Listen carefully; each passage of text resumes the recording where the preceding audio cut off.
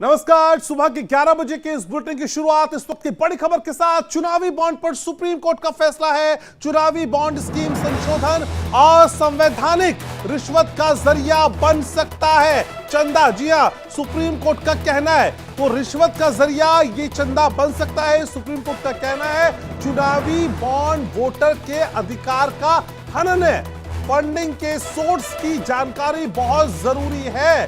तो supreme court का कहना है कि फंडिंग के सोर्स की जानकारी बहुत जरूरी है। लोकसभा चुनाव के ऐलान से पहले इस पर सुप्रीम कोर्ट की ये टिप्पणी बहुत खास है। और सीधे रुक करेंगे ग्राउंड जीरो का। मेरे सहयोगी पीयूष मेरे साथ जुड़ रहे हैं। तो पीयूष, लोकसभा चुनाव के ऐलान से पहले इलेक्टोरल बोर्ड पे ये जो टिप्पणी है, जो इलेक्टोरल बॉन्ड पे जो ये टिप्पणी है सुप्रीम कोर्ट की, ये कितनी अहम है? देखिए, बिल्कुल लोकसभा चुनाव के पहले टिप्पणी बहुत अहम है, क्योंकि लोकसभा चुनाव के दौरान तमाम पार्टियों को तमाम तरह के चंदे मिलते हैं और पार्टियां उस इलेक्टोरल बॉन्ड के नाम पर उन चंदों को देने वाले के नाम और राशि को उजागर करने से बचती रही हैं। लेकिन अब चूंकि सुप्रीम कोर्ट का एक सुप्रीम फैसला इस पर आ चुका है, तो निश्चित तौर पर सूचना अधिकार के तहत कोई भी इसको जानकारी हासिल कर सकता है, ये जान सकता है, क्योंकि कहीं ना कहीं इस चंदे में प्रयोग किए जाने वाला पैसा एक तरह से रिश्वत के तौर पर भी देखा जा सकता था। और तमाम ऐसी बातें थी जो आज संविधान पीठ ने यहाँ पर संविधान पीठ द्वारा इसकी सुनवाई हो रही थी, उसके बाद मुख्य न्यायाधीश ने इस पर अपनी सख्त टिप्पणी दी है।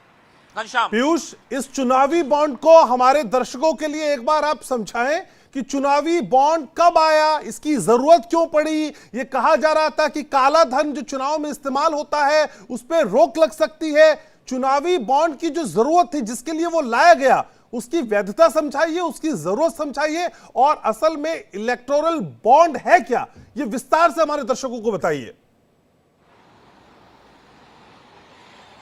देखिए, सूचना अधिकार के तहत इसके बारे में तमाम जानकारियां मांगी जा रही थी और आखिर इलेक्टोरल बॉन्ड में जो राजनीतिक दल हैं वो अपनी जो उनको चंदा मिलता था, जो उनको धन राशि मिलती थी, उसको जब भरते थे तो उस वक्त वो इसको जाहिर नहीं करते थे और उसको छिपाकर रखने का एक ये माध्यम हो चुका था। और इसको लेकर लगातार तमाम कई सालों से जनता की भी मांग थी, तमाम राजनीतिक दलों द्वारा भी ये बात उठाई जा रही थी कि इसको जाहिर किया जाना चाहिए। हालांकि जिस वक्त जो राजनीतिक दल ये बात उठाते थे वो विपक्ष में होते थे, तो वो सत्ता पक्ष के लिहाज से ये बात उठाते थे, लेकिन जब वो विपक्ष के दल सत्ता पक्ष में आते थे तो ये बात खत्म हो जाती थी। लेकिन ये धीरे धीरे बढ़ते प्रक्रिया पहुंच गई।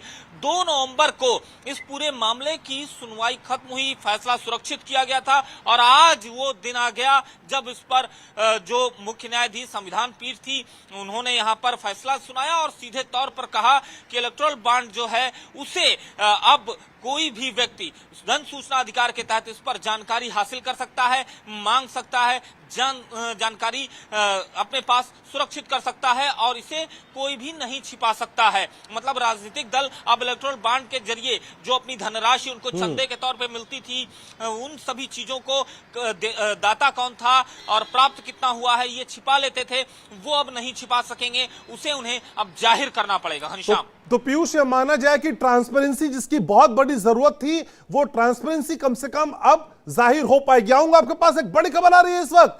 बंगाल में ममता सरकार पर बीजेपी का हमला, लेकिन उससे पहले एक खबर बता दें, चुनावी बॉन्ड पर सुप्रीम कोर्ट ने रोक लगा दी है। अपने दर्शकों को बता दें, चुनावी बॉन्ड पर सुप्रीम कोर्ट ने रोक लगा दी, जिसका जिक्र भी हम लगातार कर रहे हैं। तो इस रोक में कहा गया है कि देखिए, तत्काल ये रोक लगाई गई है।